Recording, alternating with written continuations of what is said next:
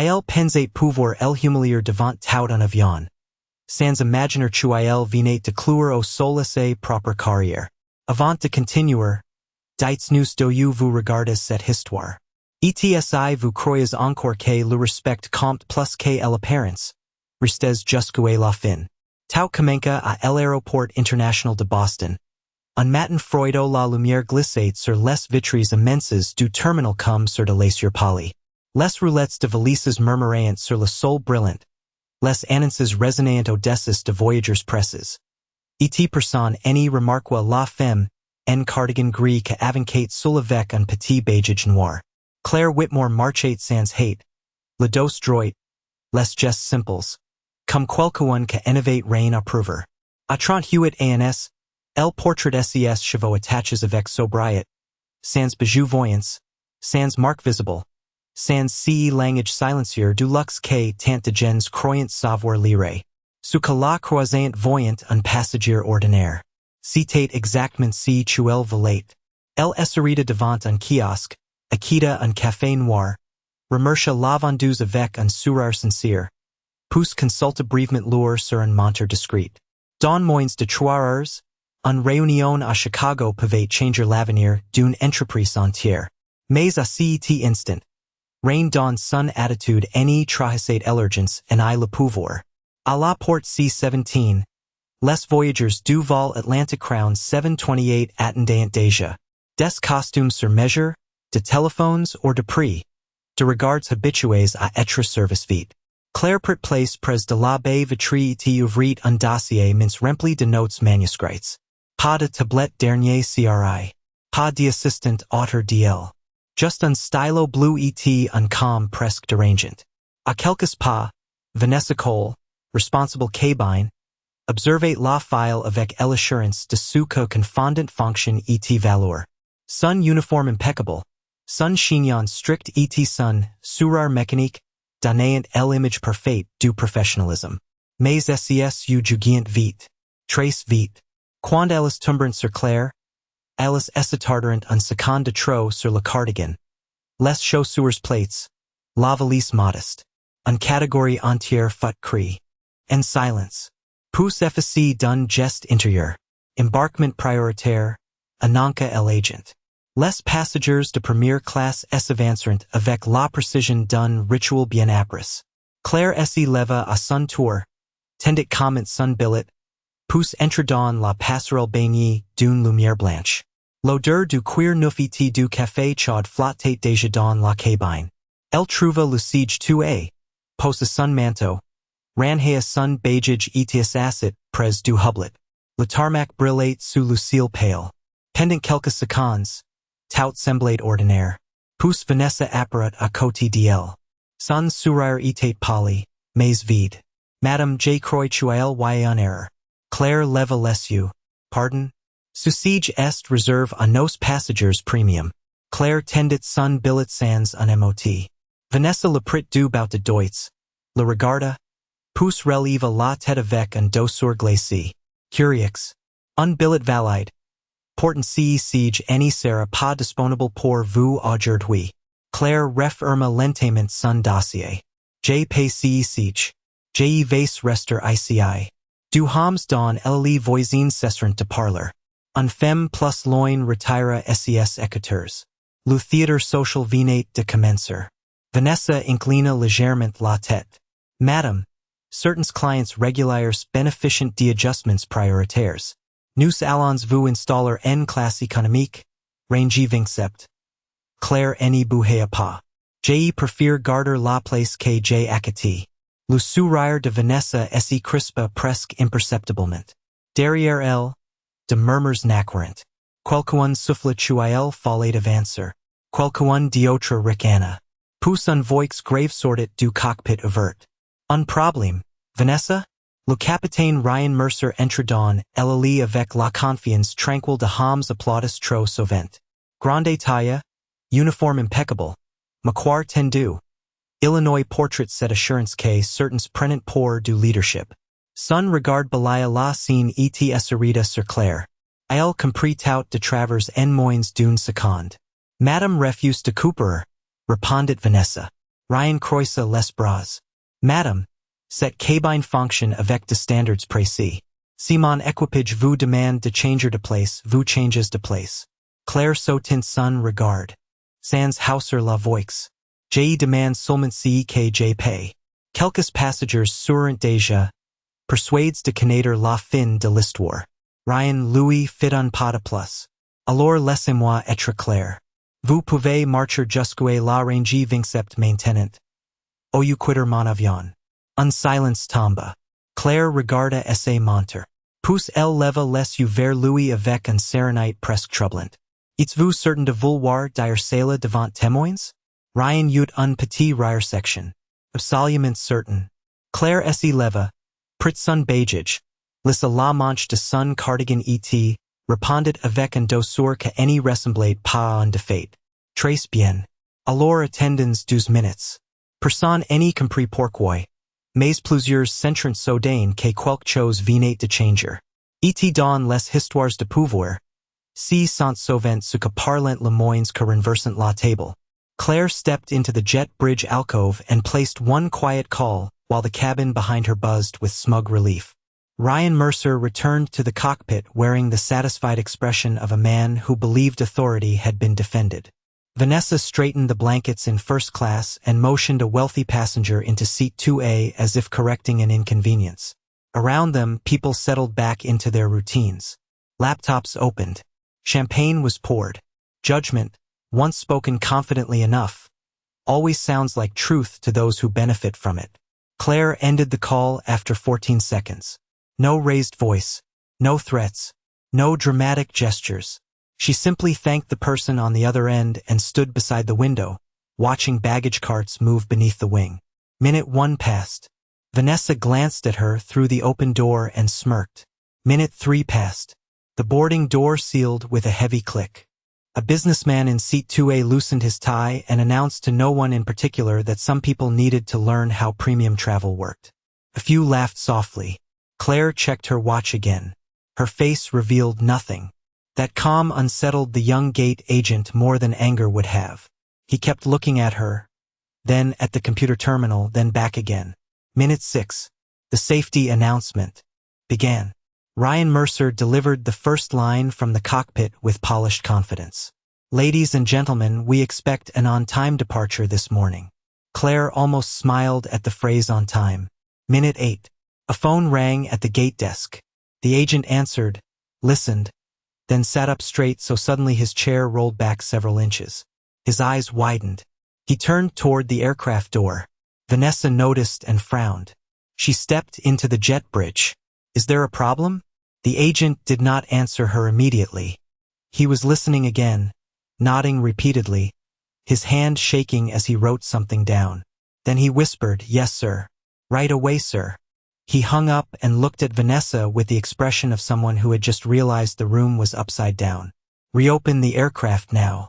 Vanessa laughed once, short and dismissive. We are closed and ready for pushback. Not anymore, he said. His voice cracked. Reopen it now. Inside the cabin, the engines began their low whine. Passengers adjusted in their seats. Then every sound stopped. The whine faded. Lights flickered once. A chime echoed overhead. Screens across the cabin changed from the welcome message to a bright red notice. Gate hold. Operations freeze. Confused murmurs spread row by row. Ryan Mercer pushed open the cockpit door. What is this? He demanded. No one answered quickly enough. 2 airport operations managers were already striding down the jet bridge with security and a woman in a navy coat carrying a leather folder. She did not look impressed by rank, uniforms, or noise. She stepped onto the plane and spoke with the efficiency of someone used to cleaning expensive mistakes. Captain Mercer, please step forward. Vanessa's color drained. The businessman in seat 2A slowly sat upright. Claire entered behind them, carrying the same small bag, cardigan still neat, expression still composed. The woman with the folder turned immediately toward her. Ms. Whitmore, the board is on the line and transportation is ready whenever you are. The cabin went silent. Real silent. The kind of silence that only arrives when arrogance meets information. Ryan Mercer had faced turbulence, engine failures, and winter crosswinds. over the Rockies, but nothing in 20 years of flying prepared him for the quiet pressure of a room that suddenly knew he had been wrong. He stepped into the aisle, shoulders still squared, trying to hold on to the authority that had carried him moments earlier. "There must be some misunderstanding," he said. "I am the captain of this aircraft." The woman in the navy coat opened her folder without emotion. "Effective immediately, you are relieved of duty pending executive review. Please surrender your identification and company tablet." His jaw tightened. Vanessa took one uncertain step backward, then another. She had spent years mastering the art of appearing confident in every situation. But confidence built on borrowed power disappears quickly when the owner walks in. She turned toward Claire with a brittle smile. "Ms. Whitmore, if we had known who you were, we would have handled this very differently." Claire looked at her for a long moment. "That is precisely the problem," she said. The words landed harder than shouting ever could. Several passengers lowered their eyes. The businessman in seat 2A slowly gathered his things and stood without being asked. No one offered a joke now. No one defended premium standards now. Claire stepped into the cabin and rested one hand on the headrest of the seat she had purchased. "I did not need special treatment this morning," she said calmly. "I only expected equal treatment." The room remained silent. Even the air seemed to pause. She turned to the operations managers. "How many complaints have we received this quarter regarding customer bias reports?" The younger manager swallowed. 43 formal reports, ma'am." Claire nodded once. "And how many were resolved with retraining only?" 39. She glanced toward Vanessa, then Ryan. "That explains why we are here. Mercy without accountability teaches nothing." Ryan tried one final defense. "I made a judgment call for cabin efficiency." Claire met his eyes steadily. "No, Captain Mercer. You made a character call based on clothing. Then you used rank to enforce it. There is a difference." He froze mid-breath. The older passengers near row 3 exchanged looks of embarrassment. A young mother in row 4 pulled her daughter closer, as if wanting her to remember every second of what respect should look like. Claire addressed the cabin next. "Ladies and gentlemen, I apologize for the delay. This aircraft will not depart until a replacement crew arrives. Any customer who wishes to rebook will be accommodated with compensation. You deserved professionalism today. Instead, you were given a lesson in arrogance." A hush fell deeper than before. No one complained about the delay now. Phones that had been raised for frustration were now raised for an entirely different reason. Ryan removed his badge with slow hands and placed it in the folder. Vanessa's eyes filled, but Claire did not humiliate her further. Consequences did not need cruelty to be effective. As security escorted the former captain toward the door, he paused beside Claire. "I have given this airline my life," he said quietly. Claire answered just as quietly. "Then you should have remembered what kind of people keep it flying." He had no reply. When they were gone, the operations manager leaned in. "Your car to the private terminal is ready, and the board requests your presence by video in 15 minutes. Claire picked up her small bag. She looked once more at the passengers, then at seat 2A. "Keep it open," she said. "Let everyone see it stayed empty after all." And with that, she walked off the plane while an entire cabin sat in silence, wondering how many ordinary people they had misjudged before breakfast. Claire Whitmore crossed the jet bridge without hurry, her small bag in one hand, while behind her an aircraft full of strangers sat in the kind of silence money cannot buy. Outside the windows, baggage crews had stopped to watch. News traveled fast in airports, but truth traveled faster when uniforms were involved. A black sedan waited on the service road below, engine running. The driver opened the rear door at once. "Good morning, Ms. Whitmore. The boardroom is ready." Claire nodded and stepped inside. As the car moved across the tarmac, Boston's cold sunlight flashed across wings, fuel trucks, and rows of waiting aircraft. She looked out for a moment, thoughtful rather than angry. People often assumed power was loud. In reality, power was usually quiet, scheduled, and 10 minutes early. At headquarters, a glass conference room on the top floor held 7 directors already seated around a polished table. Screens glowed with stock numbers, route maps, and nervous faces. No one was speaking when Claire entered. They stood immediately, not because protocol demanded it, but because respect had finally learned to arrive on time. "Please sit," she said, taking the chair at the head of the table. Her cardigan was still on. Her coffee was still unfinished. She opened a folder and placed the confiscated badge of Captain Ryan Mercer in the center of the table. "This morning, one seat in first class cost us more than a refund ever could." Director Paul Henley cleared his throat. "We deeply regret what happened." Claire raised a hand gently. "Regret after exposure is public relations. I am interested in values before witnesses appear." No one spoke again. She pressed a button and the cabin security footage filled the wall screen. There was Vanessa removing the boarding pass. There was Ryan delivering his ultimatum. There was laughter from passengers who had mistaken cruelty for entertainment. Then there was Claire asking one simple question. "Are you sure?"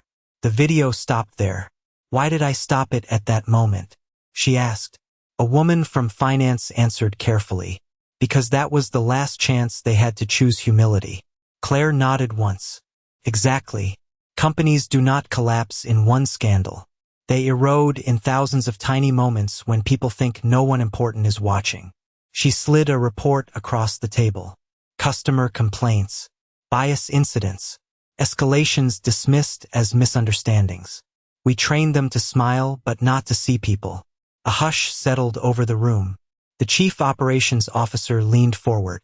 "What are your instructions?" Claire's voice remained even. "Immediate suspension of Captain Mercer pending termination review. Dismissal of Vanessa Cole effective today with severance tied to mandatory retraining completion. Mandatory bias and dignity certification for all frontline staff within 30 days. Random audits beginning next week. Compensation to every passenger on Flight 728. And one more thing." The board waited. "Remove the phrase premium passenger from all internal scripts.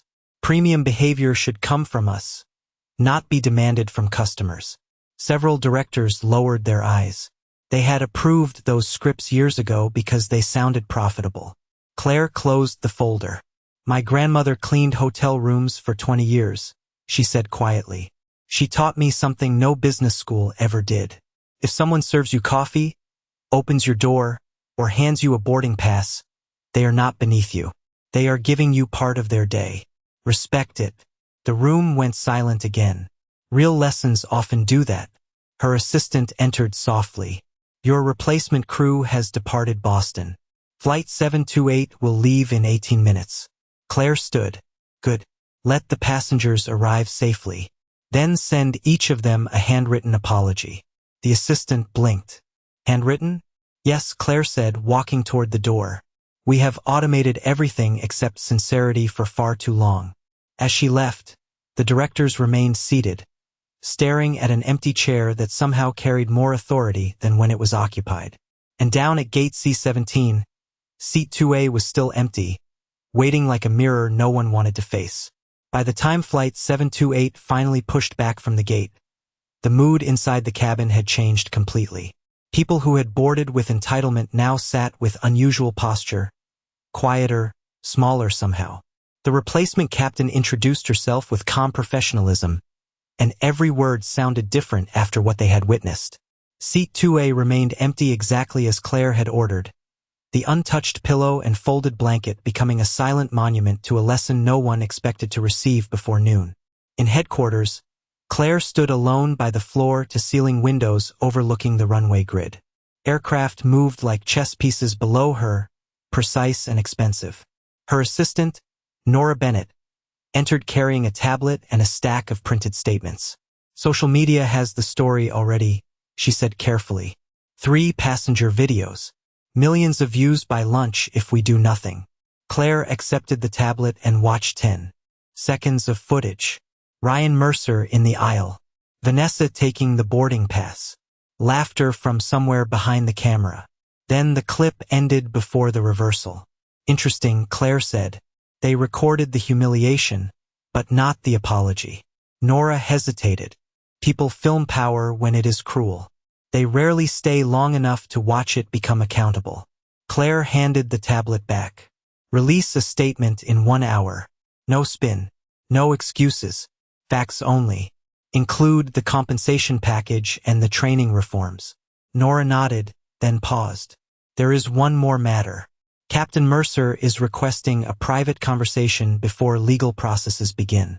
Claire looked back toward the runway. Is he asking as a captain or as a man who suddenly discovered consequences? Nora almost smiled. He did not specify. 5 minutes later, Ryan Mercer entered the executive lounge escorted by security, though no one touched him. His uniform jacket was folded over one arm now, his shirt collar slightly open, confidence replaced by the awkwardness of someone meeting reality without witnesses to impress. Claire remained standing. He stopped several feet away. I came to apologize, he said. Not because I lost my position, because I saw the videos. I heard myself. I did not like the man speaking in them. Claire studied him quietly. Some truths require playback, she said. He lowered his eyes. My father loaded bags for this airline for 28 years. I worked my way up from regional routes. Somewhere along the line, I started believing the uniform meant I was better than the people boarding the plane. The room went still. Shame, when honest, has a different sound than excuses. Claire motioned to a chair, but Ryan remained standing. I do not expect my job back, he continued. I only wanted to say you were right. It was a character call, not an efficiency call. Claire nodded once. Then remember this feeling. It may be the first useful thing pride has given you in years. He exhaled slowly, as if carrying weight he had mistaken for status. Security let him out moments later. Nora re-entered. That was generous, she said softly. No, Claire replied. Generosity would be pretending nothing happened. Truth is more valuable than comfort. Her phone buzzed. Chicago moved the acquisition meeting back 2 hours after hearing about the incident. They said they understood leadership emergencies. Claire allowed herself the faintest smile. Good. Then send flowers to the gate agent at C-17. Nora blinked. Why him? Because he obeyed the second call faster than he obeyed the first system. That means there is hope. Below them, Flight 728 lifted into the afternoon sky at last, clean and steady against the pale clouds. Claire watched it rise, then turned toward the conference room. Planes were easier to redirect than culture, but both required someone willing to take control before the damage became normal. By late afternoon, the story had moved beyond the airport and into living rooms, offices, and phones across the country. Commentators argued about customer service, leadership, privilege, and public accountability. But Claire Whitmore was not watching any of it. She sat in the back of a quiet town car heading toward Chicago, reviewing acquisition documents with a blue pen while the city skyline slowly rose ahead.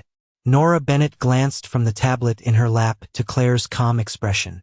Most people would be celebrating right now, she said. Claire did not look up. Celebrating what? A preventable failure? Nora considered that. You did make a statement. Claire underlined a sentence in the contract. Statements are easy. Systems are difficult.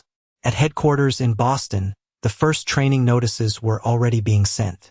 Mandatory attendance. Every frontline employee, every manager, every executive. No exceptions. The board had expected symbolic action. Instead, they received structural change. That was why Claire had become chief executive at 36 while others were still rehearsing speeches about innovation.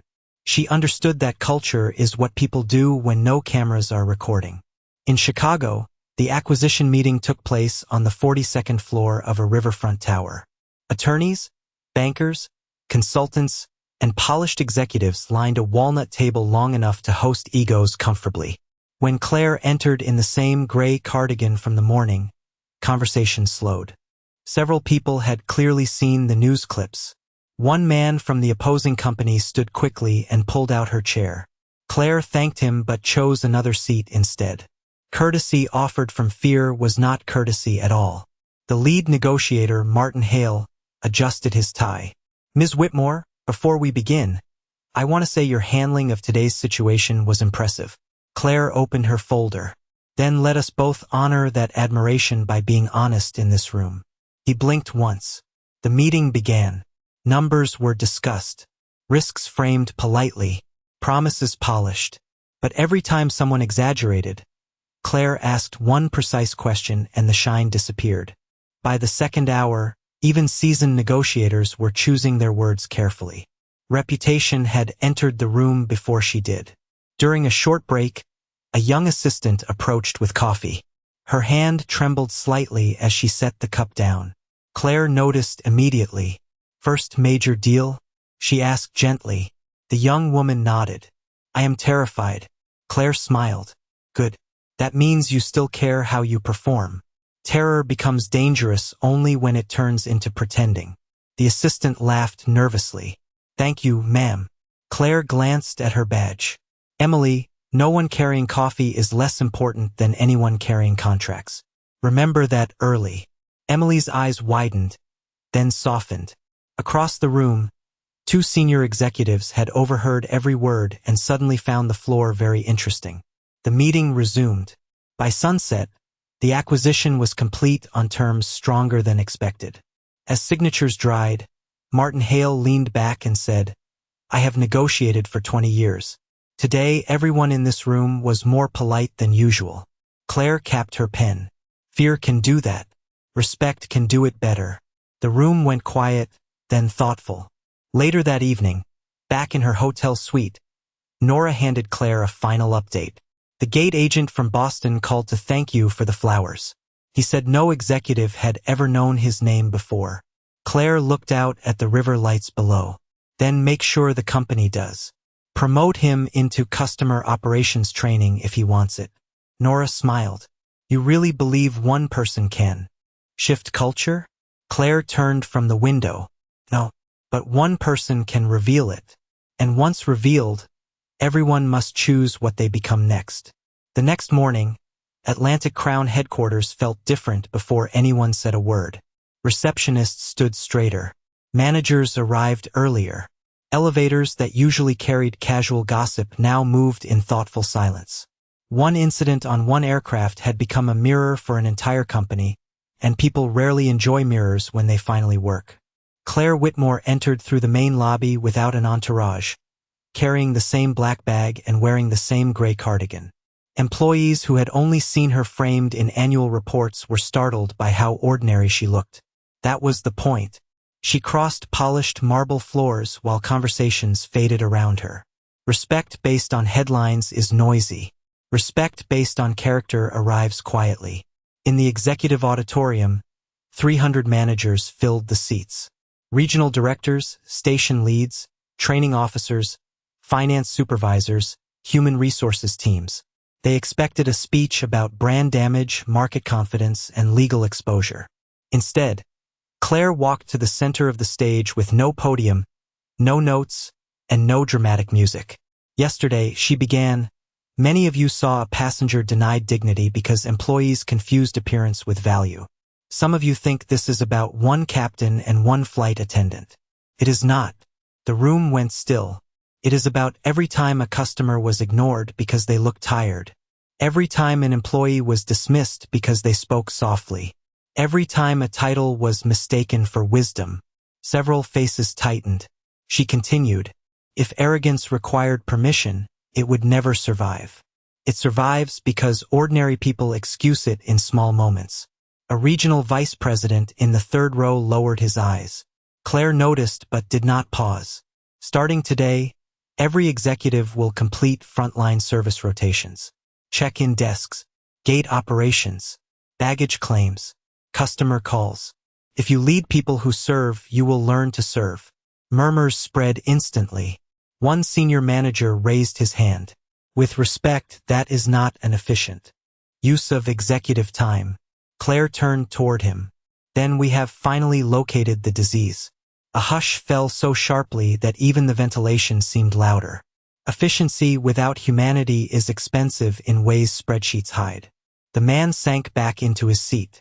She pressed a remote. Screens behind her showed names and photos of employees who had received praise from customers in the past year. Gate agents who stayed late. ramp workers who helped elderly travelers, call center staff who found lost medication for a family. Most had never been publicly recognized. Today they were. This company was not built by logos, Claire said. It was built by thousands of people no one photographs. Applause began slowly, then spread across the room with real feeling. In the back row, a janitorial supervisor wiped his eyes discreetly. Claire then called one final name. Daniel Ortiz, Gate C-17, Boston. The young gate agent who reopened the aircraft door walked onto the stage in stunned silence. His tie was slightly crooked, his shoes plain, his expression terrified. Claire smiled warmly. Daniel followed the correct order when it mattered most. Truth first. Procedure second. She handed him a folder. Promotion to customer operations trainer, effective immediately, with full tuition assistance if you choose to continue your education. The room erupted. Daniel stared at the paper as if it were written in another language. Why me? He asked quietly. Claire answered so the whole hall could hear. Because culture changes faster when courage gets promoted. When the applause faded, she looked over the crowd one last time. Some of you will resist these changes, she said. Some of you will leave. That is acceptable. We are not building a company where important people feel comfortable. We are building one where every person feels respected. No one moved. No one checked a phone. And for the first time in years, leadership in that room sounded less like rank and more like responsibility. Within 2 weeks, Atlantic Crown no longer felt like the same company. At Boston, Dallas, Seattle, Miami, and dozens of smaller airports, executives in tailored jackets now stood behind check-in counters learning how quickly a line grows when one scanner fails. Vice presidents answered customer calls and discovered that frustration sounds different when heard directly through a headset. Directors walked baggage claims and learned that a delayed suitcase can contain medicine, wedding clothes, or the only suit someone owns for a funeral. Numbers on reports had become faces. Claire Whitmore had intended exactly that. On a rainy Thursday morning, she visited Terminal B in Chicago without advance notice. No cameras, no memo, no entourage. She wore jeans, white sneakers, and a navy coat, blending easily into the crowd of travelers dragging carry-ons through puddles of reflected light. She stopped near a coffee kiosk where a cashier moved with practice speed through a long line. The cashier looked tired but kept smiling. A man in an expensive overcoat stepped forward out of turn and slapped his boarding pass onto the counter. I am in a hurry, he announced. Make mine first. The line stiffened. Old habits always test new cultures. Before Claire could move, another voice answered. Sir, the cashier said calmly, everyone here is in a hurry. Please return to the line. The man scoffed. Do you know who I am? A nearby gate supervisor approached. A woman named Teresa Lang whom Claire recognized from training photos. Teresa did not rush or posture. She simply stood beside the cashier and said, We know exactly what behavior we expect here. Please choose respect or choose another coffee shop. The room went quiet. The man looked around for support and found none. He muttered something under his breath, then walked to the back of the line. Several customers smiled. One older woman gave the cashier a small nod of gratitude. Claire watched without revealing herself. This was how real change looked. Not speeches, not headlines. Small moments where ordinary people defended dignity without waiting for permission. Later that day, Claire requested Teresa and the cashier, whose name was Maya Chun, to meet her in a conference room upstairs. Both entered nervously, assuming some complaint had followed the incident. Claire stood and offered them seats. You handled pressure well this morning, she said. Maya blinked. You were there? Claire smiled faintly. Good systems are built by leaders who show up unexpectedly.